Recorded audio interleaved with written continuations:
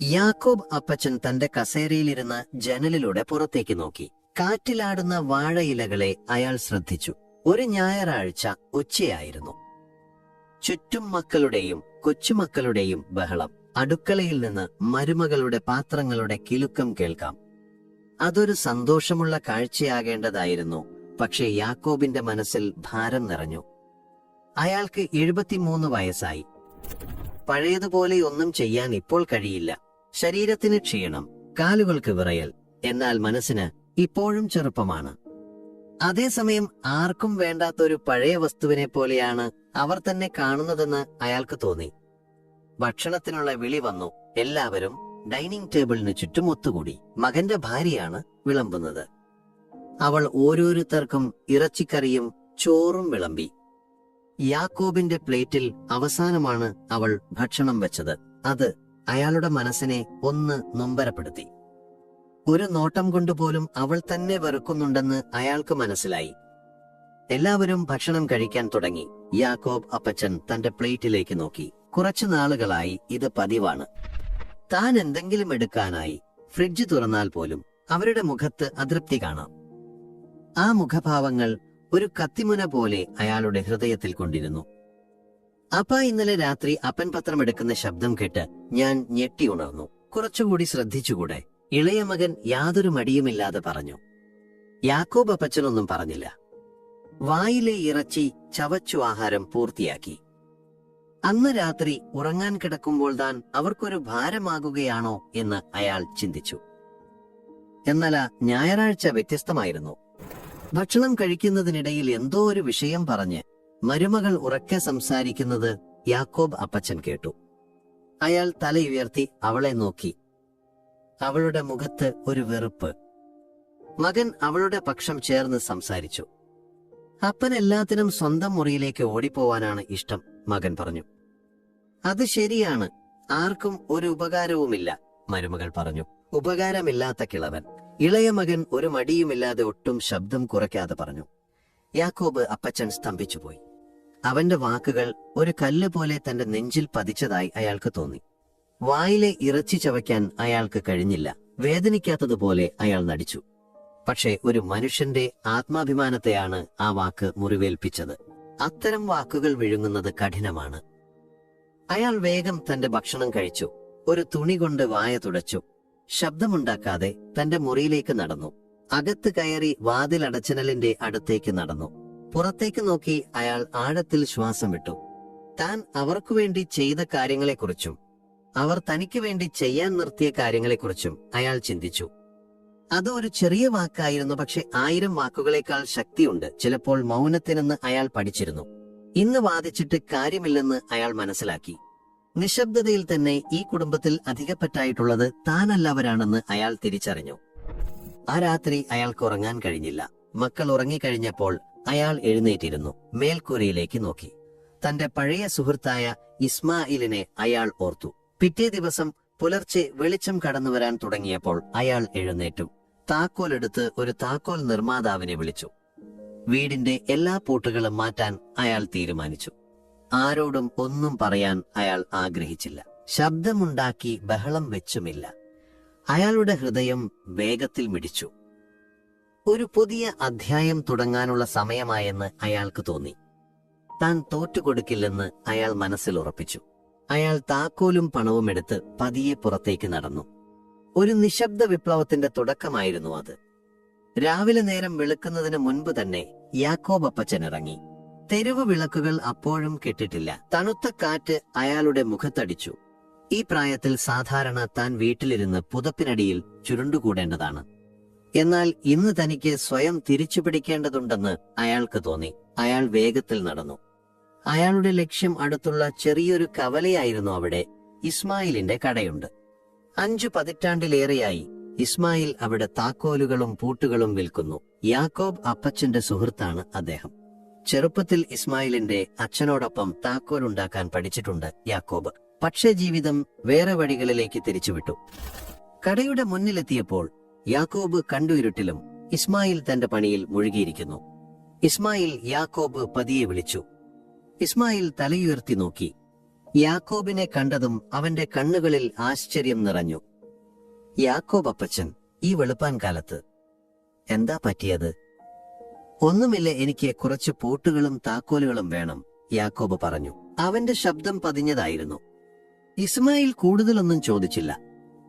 യാക്കോബിന്റെ മുഖത്തെ വിഷാദം അവന് മനസ്സിലായി. എന്താ വേണ്ടതെന്ന് പറഞ്ഞോളൂ, ഇസ്മായിൽ പറഞ്ഞു. എല്ലാ പൂട്ടുകളും, മുൻവാതിലിന്റെയും പിന്നാമ്പുറത്തെ വാതിലിന്റെയും ഗേറ്റിന്റെയുമെല്ലാം, യാക്കോബ് പറഞ്ഞു. അധികം ശബ്ദമുണ്ടാക്കാത്ത നല്ല ഇനം പൂട്ടുകൾ. ഇസ്മായിൽ കുറച്ചുനേരം യാക്കോബിനെ നോക്കി. എന്നിട്ട് വേഗം പോയി നല്ല ഇനം പൂട്ടുകളും താക്കോലുകളും എടുത്തുകൊണ്ടുവന്നു. ഇത് ഏറ്റവും പുതിയതാണ്, വളരെ ഭാരം കുറഞ്ഞതും പക്ഷേ വളരെ ബലമുള്ളതും. യാക്കോബ് പുഞ്ചിരിച്ചു. നന്ദി ഇസ്മായിൽ, നീ കൂടുതലൊന്നും ചോദിക്കാത്തത് നന്നായി. നമുക്ക് ആവശ്യമില്ലാത്ത കാര്യങ്ങളിൽ ഇടപെടാതിരിക്കുന്നതാണ് നല്ലത് കൂട്ടുകാരാ, ഇസ്മായിൽ പറഞ്ഞു. യാക്കോബ് പണം നൽകി താക്കോലുകളും പൂട്ടുകളും ഒരു സഞ്ചിയിലാക്കി വീട്ടിലേക്ക് തിരിച്ചു നടന്നു. നടക്കുമ്പോൾ ഓരോ താക്കോലിനും ഓരോ കഥ പറയാനുണ്ടെന്ന് അയാൾക്ക് തോന്നി. തന്റെ ജീവിതം തന്നെ ഒരു വലിയ താക്കോൽ കൂട്ടമായിരുന്നു. കുടുംബം എന്ന വീടിന്റെ ഓരോ വാതിലും താൻ അധ്വാനിച്ച് തുറന്നതാണ്. അയാൾ വീട്ടിലെത്തിയപ്പോൾ എല്ലാവരും നല്ല ഉറക്കത്തിലായിരുന്നു. അയാൾ ശബ്ദമുണ്ടാക്കാതെ അകത്ത് കയറി. ആദ്യം മുൻവാതിലിന്റെ പൂട്ട് മാറ്റി. അത് വർഷങ്ങളോളം താൻ ഉപയോഗിച്ചതാണ്. പഴയ പൂട്ട് ഊരി മാറ്റിയപ്പോൾ അയാളുടെ മനസ്സിൽ ഒരു ഭാരം ഇറങ്ങിപ്പോയതുപോലെ തോന്നി. അയാൾ പുതിയ പൂട്ട് ഉറപ്പിച്ചു. അത് പഴയതിനേക്കാൾ ഭാരം കുറഞ്ഞതായിരുന്നു, പക്ഷേ കൂടുതൽ ഭദ്രമായിരുന്നു. അയാൾ പിന്നാമ്പുറത്തെ വാതിലിന്റെ അടുത്തേക്ക് പോയി. ആ വാതിൽ മക്കൾ കളിക്കുമ്പോൾ പലപ്പോഴും തുറന്നു കിടക്കും. താൻ എത്ര തവണ അവരെ വഴക്കു പറഞ്ഞിരിക്കുന്നു. ആ പൂട്ട് മാറ്റുമ്പോഴും യാക്കോബിന്റെ മനസ്സിൽ പഴയ ഓർമ്മകൾ മിന്നിമറഞ്ഞു. അയാൾ ഗേറ്റിന്റെ അടുത്തേക്ക് പോയി. അതാണ് ഏറ്റവും പ്രധാനപ്പെട്ട ഭാഗം. ഈ ഗേറ്റ് തുറന്നാണ് തന്റെ ജീവിതത്തിലെ എല്ലാ സന്തോഷങ്ങളും അകത്തേക്ക് വന്നത്. മക്കൾ കളിച്ചു ചിരിച്ച് വീട്ടിലേക്ക് ഓടിയെത്തിയത് ഈ ഗേറ്റിലൂടെയാണ്. ആ ഗേറ്റിന്റെ പൂട്ട് മാറ്റുമ്പോൾ അയാൾക്ക് കണ്ണിൽ ഈർപ്പം വന്നു. അപ്പാ, എന്താ ഇത്? ഒരു ശബ്ദം കേട്ട് യാക്കോബ് ഞെട്ടിത്തിരിഞ്ഞു നോക്കി. ഇളയ മകൻ കോണിപ്പടിയിൽ നിന്ന് താഴേക്ക് ഇറങ്ങി വരുന്നു. അവന്റെ കണ്ണുകളിൽ ഭയവും അമ്പരപ്പും. അവന്റെ മുഖം വിളറി വെളുത്തിരുന്നു. അവൻ ഉറക്കമുണർന്നിട്ടേയുള്ളൂവെന്ന് തോന്നി. യാക്കോബ് ശാന്തമായി മകന്റെ കണ്ണുകളിലേക്ക് നോക്കി. തന്റെ കൈകൾക്ക് പ്രായമായി, പക്ഷേ അവയുടെ ശക്തി ചോർന്നു പോയിട്ടില്ലെന്ന് അയാൾക്ക് തോന്നി. ഒന്നുമില്ല മോനെ, യാക്കോബ് പറഞ്ഞു. ഞാൻ തകർന്നത് നന്നാക്കുകയാണ്. മകന്റെ കണ്ണുകൾ വിടർന്നു. യാക്കോബിന്റെ വാക്കുകൾ അവനെ അത്ഭുതപ്പെടുത്തി. അവൻ ഭയന്നു പോയിരുന്നു. ഒരു നിമിഷം അവൻ ഒന്നും മിണ്ടാതെ നിന്നു. യാക്കോബ് പൂട്ട് മാറ്റി കൈകൾ തുടച്ചു. അപ്പോഴേക്കും മറ്റു മക്കളും ഉണർന്നു. അവർ കോണിപ്പടിയിൽ നിന്ന് താഴേക്ക് നോക്കി. അവരുടെ മുഖത്തും അമ്പരപ്പും ഭയവും നിറഞ്ഞു. അവർക്ക് എന്തോ മാറിയെന്ന് മനസ്സിലായി, പക്ഷേ എന്താണെന്ന് അവർക്ക് മനസ്സിലായില്ല. യാക്കോബിന്റെ മരുമകൾ ഒരു കപ്പ് കാപ്പിയുമായി അടുക്കളയിൽ നിന്ന് വന്നു. അവൾക്കൊന്നും പറയാൻ കഴിഞ്ഞില്ല. യാക്കോബ് തിരിഞ്ഞെല്ലാവരെയും നോക്കി. എന്നിട്ട് ഉറച്ച ശബ്ദത്തിൽ പറഞ്ഞു, ഇന്നു മുതൽ ഈ വീട്ടിലേക്ക് ആർക്കെങ്കിലും കയറണമെങ്കിൽ എന്നോട് അനുവാദം ചോദിക്കണം. എല്ലാവർക്കും താക്കോലുകളില്ല, അത്രയേയുള്ളൂ. ആ നിശബ്ദതയ്ക്ക് ഒരു വലിയ ഭാരമുണ്ടായിരുന്നു. ആരുമൊന്നും പറയാൻ ധൈര്യപ്പെട്ടില്ല. പ്രായമായാലും മനുഷ്യന് ആത്മാഭിമാനം നഷ്ടപ്പെടുന്നില്ല. ഇത് പ്രവൃത്തിയിലൂടെ പഠിപ്പിക്കേണ്ടതുണ്ടെങ്കിൽ അങ്ങനെ തന്നെയാകട്ടെ. യാക്കോബ് അപ്പച്ചൻ തന്റെ കസേരയിലേക്ക് മടങ്ങിയ ജനലിലൂടെ പുറത്തേക്ക് നോക്കി. ഒരു പുതിയ ജീവിതത്തിന്റെ താക്കോൽ തന്റെ കൈകളിലുണ്ടെന്ന് അയാൾക്ക് തോന്നി. യാക്കോബ് അപ്പച്ചന്റെ പ്രഖ്യാപനത്തിന് ശേഷം ആ വീട് നിശബ്ദമായി. ആ നിശബ്ദതയ്ക്ക് ഒരു വലിയ ഭാരമുണ്ടായിരുന്നു. മക്കളുടെ മുഖത്തെ അമ്പരപ്പ് ഭയത്തിനു വഴിമാറി. ആരും യാക്കോബ് അപ്പച്ചന്റെ കണ്ണുകളിലേക്ക് നോക്കാൻ ധൈര്യപ്പെട്ടില്ല. അവർക്ക് എന്ത് ചെയ്യണമെന്നോ എന്ത് പറയണമെന്നോ അറിയില്ലായിരുന്നു. യാക്കോബ് അപ്പച്ചൻ തന്റെ കസേരയിലിരുന്ന് പുറത്തേക്ക് നോക്കി. ഒരു സിഗരറ്റ് കത്തിച്ച് പുകയൂതി വിട്ടു. ഈ വീട് ഇഷ്ടികൈറ്റ് സിമെന്റിട്ട് തന്റെ കൈകൊണ്ടുണ്ടാക്കിയതാണെന്ന് അയാൾ ഓർത്തു. എന്നിട്ടിപ്പോൾ ഈ വീട്ടിൽ താൻ ഒരു ഭാരമായി തീർന്നു എന്ന് അവർക്ക് തോന്നുന്നു. കുറച്ചു മിനിറ്റുകൾക്ക് ശേഷം അവർ സാധാരണ ജീവിതത്തിലേക്ക് മടങ്ങാൻ ശ്രമിച്ചു. ചിലർ ഒന്നും സംഭവിച്ചില്ലെന്ന് നടിച്ചു, മറ്റു ചിലർ ദുരിതമനുഭവിക്കുന്നവരെ പോലെ പെരുമാറി. യാക്കോബിന്റെ ഇളയ മകൻ കോണിപ്പടിയിൽ നിന്ന് താഴേക്ക് വന്നു. അവന്റെ മുഖത്ത് ഭയമുണ്ടായിരുന്നു. അവൻ വേഗം മുറിയിലേക്ക് പോയി. അവന്റെ ഭാര്യ അടുക്കളയിലേക്ക് പോയി പാത്രങ്ങൾ കഴുകാൻ തുടങ്ങി. അവർക്ക് യാക്കോബ് അപ്പച്ചനെ അവഗണിക്കണമെന്ന് തോന്നി, പക്ഷേ അത് അത്ര എളുപ്പമായിരുന്നില്ല. യാക്കോബ് അപ്പച്ചന്റെ സാന്നിധ്യം ആ വീട്ടിൽ ഒരു പുതിയ അധികാര കേന്ദ്രം സൃഷ്ടിച്ചു. എല്ലാ വാതിലുകളും ഇപ്പോൾ തുറക്കുന്നത് അദ്ദേഹത്തിന്റെ അനുവാദത്തോടെ മാത്രം.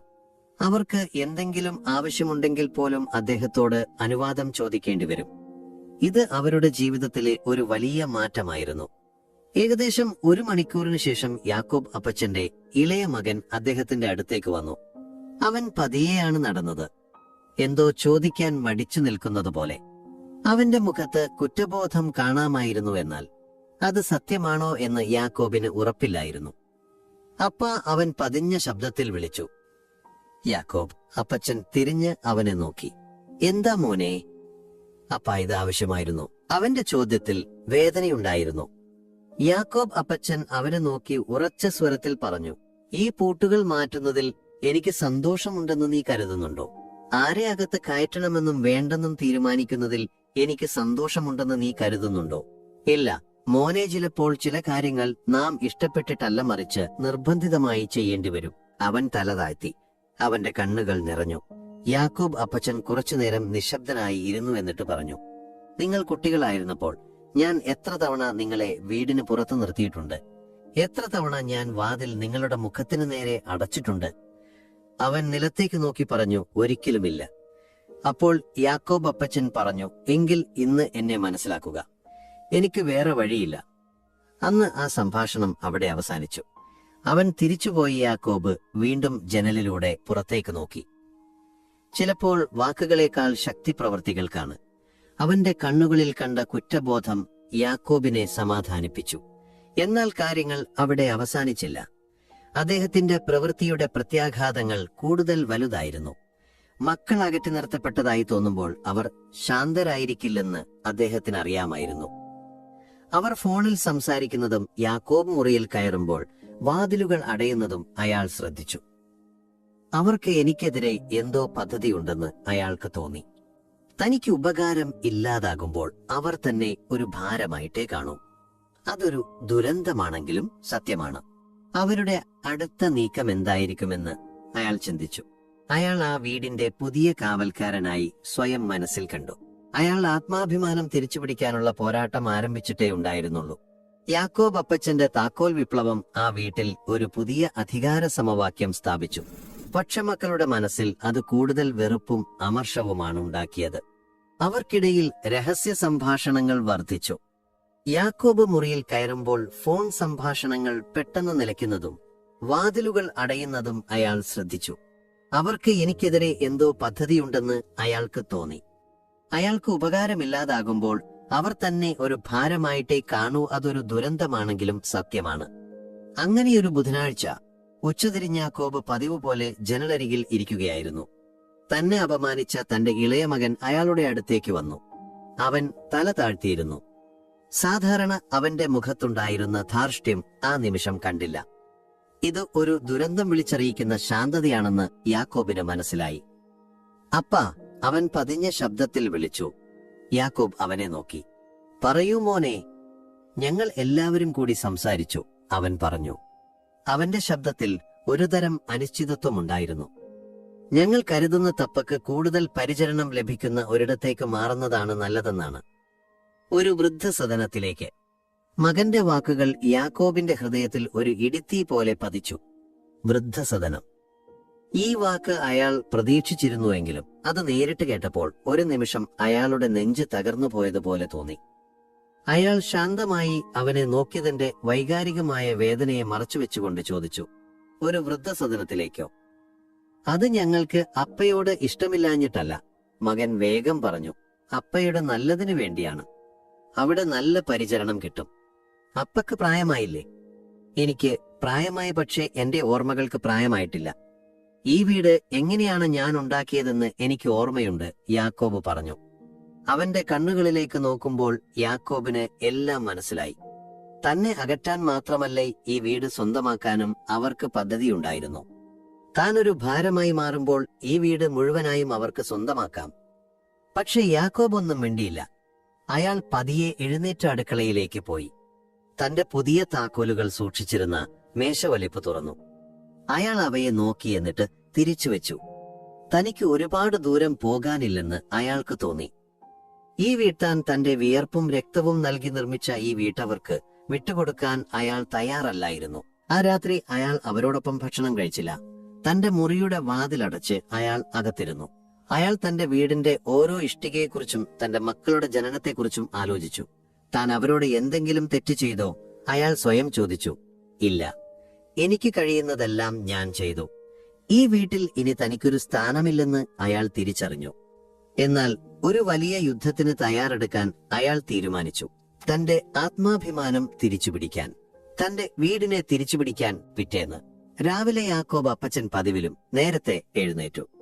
അയാൾ തന്റെ പഴയ ഷർട്ടും മുണ്ടും മാറ്റിഭദ്രമായി വെച്ചിരുന്ന പുതിയ ഷർട്ട് എടുത്തു. വെളുത്ത നിറമുള്ള ആ ഷർട്ടിട്ടപ്പോൾ അദ്ദേഹത്തിന് ഒരു പുതിയ ഊർജം വന്നതുപോലെ തോന്നി.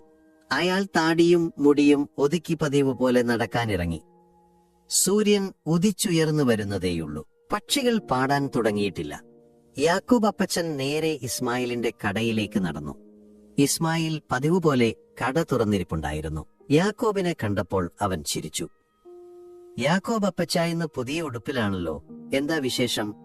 ഒരു വിശേഷമുണ്ട് ഇസ്മായിൽ, യാക്കോബ് പറഞ്ഞു. എനിക്കൊരു വലിയ പൂട്ട് വേണം, മറ്റൊരാൾക്കും തുറക്കാൻ കഴിയാത്ത ഒരു പൂട്ട്. ഇസ്മായിൽ കൂടുതലൊന്നും ചോദിച്ചില്ല. അവൻ തലയാട്ടി. അവൻ ഏറ്റവും വലിയതും ഘനത്തതുമായ ഒരു പൂട്ട് യാക്കോബിന് നൽകി. അതിന്റെ ഭാരം യാക്കോബിന്റെ കൈകൾക്ക് താങ്ങാൻ കഴിയുന്നതിനേക്കാൾ കൂടുതലായിരുന്നു. എന്നാൽ അയാളുടെ മനസ്സിലെ ഭാരം അതിനേക്കാൾ വലുതായിരുന്നു. യാക്കോബ് പൂട്ടുമായി വീട്ടിലേക്ക് തിരിച്ചു നടന്നു. സൂര്യരശ്മികൾ പുഴയിലും മരങ്ങളിലും തട്ടിത്തിളങ്ങാൻ തുടങ്ങിയിരുന്നു. പക്ഷികൾ ഉച്ചത്തിൽ പാടാൻ തുടങ്ങി. വീട്ടിലെത്തിയപ്പോൾ എല്ലാവരും ഉണർന്നിരുന്നു. അടുക്കളയിൽ നിന്ന് മകന്റെ ഭാര്യയുടെ ശബ്ദം കേട്ടു. യാക്കോബ് അപ്പച്ചൻ നേരെ ഗേറ്റിന്റെ അടുത്തേക്ക് പോയി. ഗേറ്റ് ഉറപ്പിച്ച് അടച്ചു. എന്നിട്ട് കയ്യിലുണ്ടായിരുന്ന പുതിയ പൂട്ട് ഗേറ്റിലിട്ട് പൂട്ടി.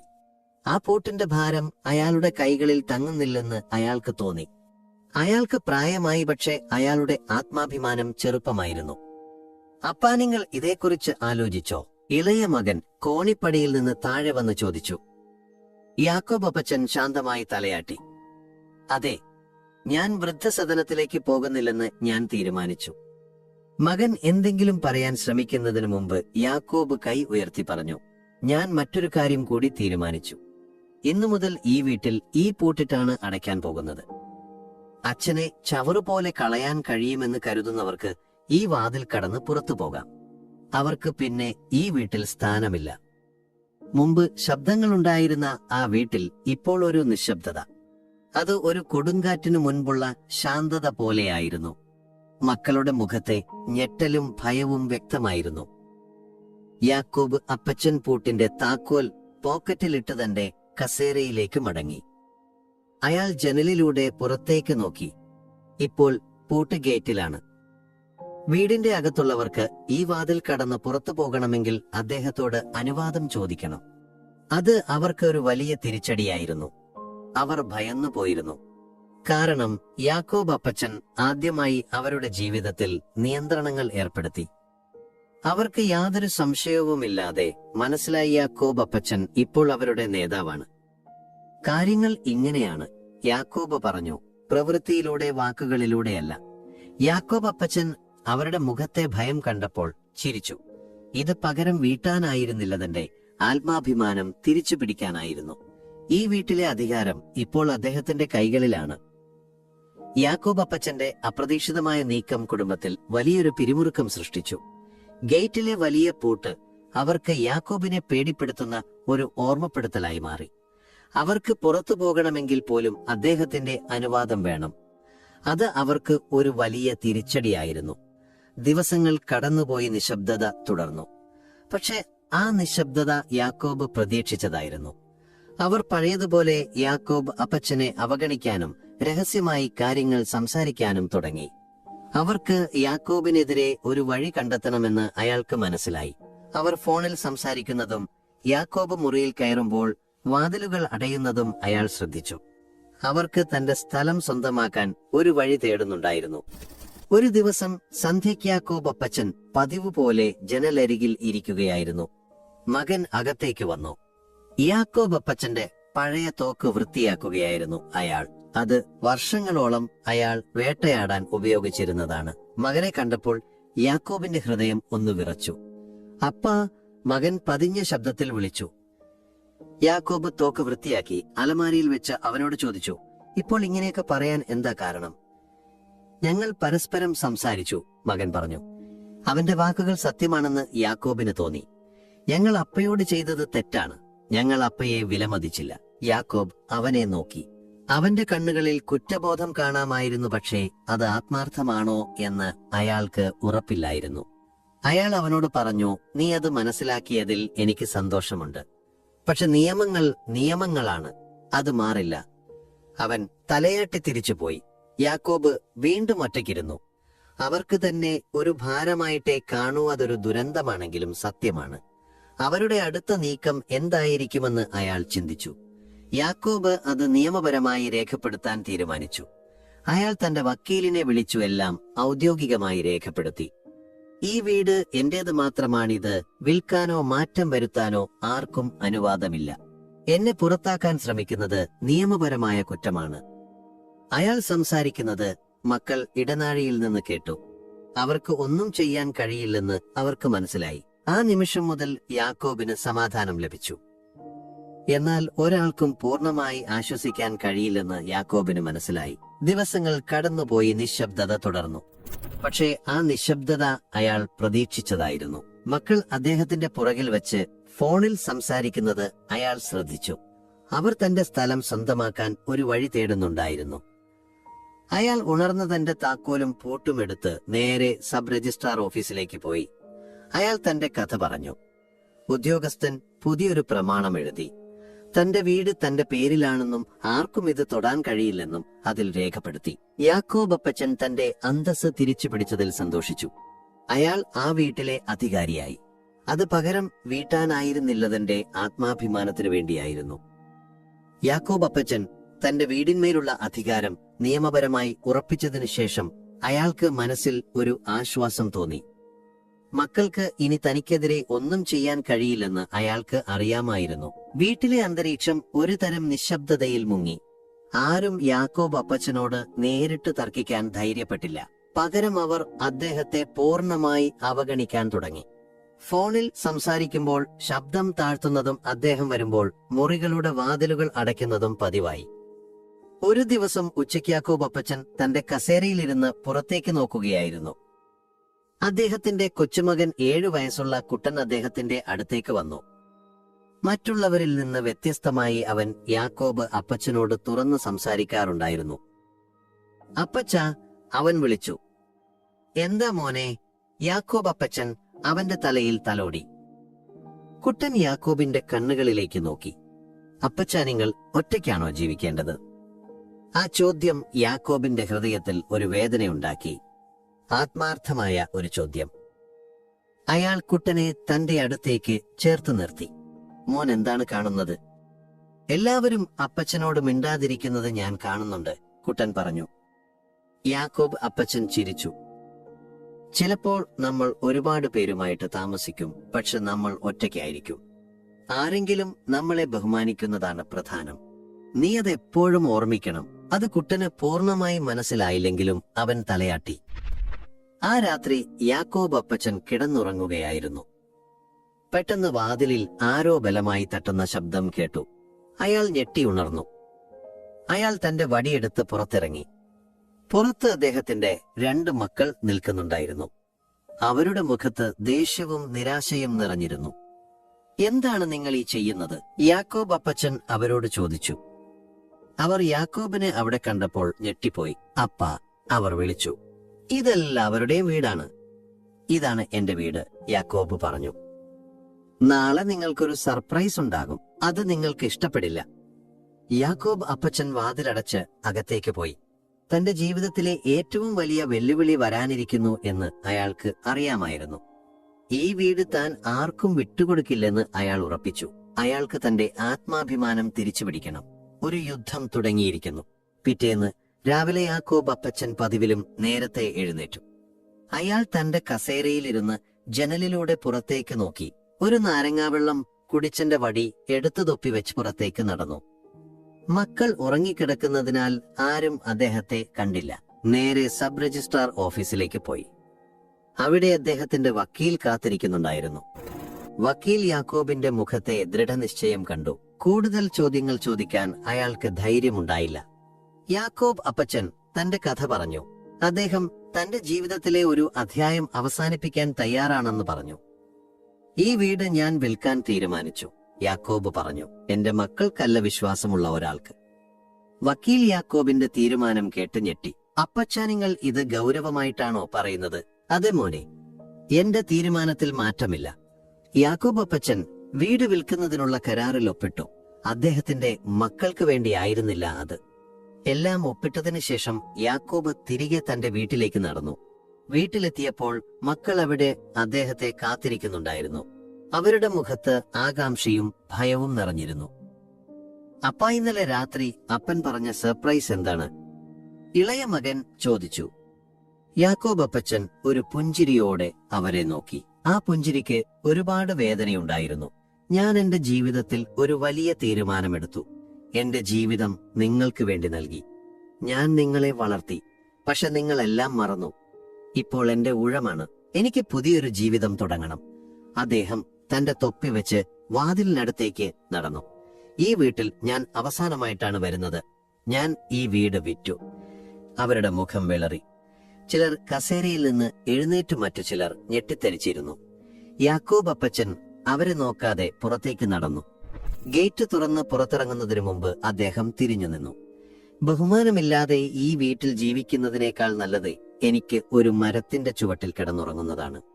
അദ്ദേഹം തിരിഞ്ഞു നോക്കാതെ നടന്നു. തന്റെ ജീവിതത്തിലെ ഒരു അധ്യായം അദ്ദേഹം അവസാനിപ്പിച്ചു. ഒരു പുതിയ അധ്യായം തുടങ്ങിയ യാക്കോബ് അപ്പച്ചൻ തന്റെ വീടിന്റെ പടിയിറങ്ങി നടന്നു. ഒരു നിമിഷം പോലും തിരിഞ്ഞു നോക്കിയില്ല. പിന്നിൽ താൻ ജീവിതം മുഴുവൻ പടുത്തുയർത്തിയ സ്വപ്നങ്ങളുടെ അവശിഷ്ടങ്ങൾ ചിതറിക്കിടക്കുന്നത് അയാൾക്ക് അറിയാമായിരുന്നു. മക്കളുടെ മുഖത്തെ ഞെട്ടലും അവരുടെ കണ്ണുകളിൽ കണ്ട കുറ്റബോധവും ഭയവും എല്ലാം അയാളുടെ മനസ്സിൽ മിന്നിമറഞ്ഞു. പക്ഷേ അതൊന്നും അയാളുടെ തീരുമാനത്തെ മാറ്റാൻ പോന്നതായിരുന്നില്ല. കാലം അയാളെ പഠിപ്പിച്ച ഏറ്റവും വലിയ പാഠം അതായിരുന്നു. ചിലപ്പോൾ ബന്ധങ്ങളെക്കാൾ വലുത് ആത്മാഭിമാനമാണ്. ആ ദിവസം രാത്രി യാക്കോബ് അപ്പച്ചൻ ഒരു പഴയ ലോഡ്ജ് മുറിയിൽ തങ്ങി. അത് ചെറിയൊരു മുറിയായിരുന്നു. ജനലുകൾക്കില്ലാത്ത കർട്ടനും ഒരു പഴയ കട്ടിലും മാത്രം. പക്ഷേ ആ മുറിയിൽ അയാൾ സമാധാനമായി ഉറങ്ങി. വർഷങ്ങൾക്കു ശേഷം ആദ്യമായിട്ടായിരിക്കാം മനസ്സിന് ഇത്രയും ശാന്തത ലഭിച്ചത്. അടുത്ത ദിവസം യാക്കോബ് അപ്പച്ചൻ തന്റെ പഴയ സുഹൃത്തായ ഇസ്മായിലിന്റെ അടുത്തേക്ക് പോയി. ഇസ്മായിൽ യാക്കോബിനെ കണ്ടപ്പോൾ അവന്റെ കണ്ണുകളിൽ ആശ്ചര്യം നിറഞ്ഞു. എന്താ യാക്കോബ് അപ്പച്ച, ഇന്നലെ വീട് വിൽക്കുന്ന കാര്യത്തെക്കുറിച്ച് കേട്ടു, അത് സത്യമാണോ? അതേ, സത്യമാണ്, യാക്കോബ് പറഞ്ഞു. എനിക്ക് പുതിയൊരു ജീവിതം തുടങ്ങണം ഇസ്മായിൽ. ഇസ്മായിൽ യാക്കോബിന്റെ കയ്യിൽ മുറുകെ പിടിച്ചു. എങ്കിൽ ഞാൻ കൂടെയുണ്ട്. ആ നിമിഷം മുതൽ ഇസ്മായിൽ യാക്കോബിന്റെ പുതിയ ജീവിതത്തിലെ ഒരു പ്രധാന ഭാഗമായി മാറി. അവർ ഒരുമിച്ച് താക്കോലുകൾ ഉണ്ടാക്കാനും പഴയ സാധനങ്ങൾ വിൽക്കാനും തുടങ്ങി. യാക്കോബ് അപ്പച്ചന്റെ കൈകൾക്ക് ഇപ്പോഴും ശക്തിയുണ്ടായിരുന്നു. അതേസമയം വീട്ടിൽ നാടകീയമായ രംഗങ്ങൾ അരങ്ങേറി. വീട് വിൽക്കുന്ന വിവരമറിഞ്ഞ മക്കൾ പരസ്പരം വഴക്കിട്ടു. ആ വീട്ടിൽ അവകാശങ്ങൾക്കു വേണ്ടി തർക്കങ്ങൾ നടന്നു. ഒരു സഹോദരൻ മറ്റൊരാളെ കുറ്റപ്പെടുത്തി. അവർക്ക് വീട് നഷ്ടപ്പെട്ടതിൽ അവർ അച്ഛനെ പഴിച്ചു. പക്ഷേ അതൊന്നും യാക്കോബ് അപ്പച്ചനെ ബാധിച്ചില്ല. ഒരു ദിവസം യാക്കോബ് അപ്പച്ചൻ തെരുവിൽ നടക്കുമ്പോൾ അദ്ദേഹത്തിന്റെ ഇളയ മകൻ ഓടി വന്നു. അവന്റെ മുഖത്ത് കുറ്റബോധം നിറഞ്ഞിരുന്നു. അപ്പ, ഞങ്ങൾ എല്ലാവരും കൂടി അപ്പയോട് ചെയ്തത് തെറ്റാണ്. ഞങ്ങൾ അപ്പയെ വിലമതിച്ചില്ല. യാക്കോബ് അവനെ നോക്കി. നീ അത് മനസ്സിലാക്കിയതിൽ എനിക്ക് സന്തോഷമുണ്ട്. പക്ഷെ നിയമങ്ങൾ നിയമങ്ങളാണ്. അത് മാറില്ല.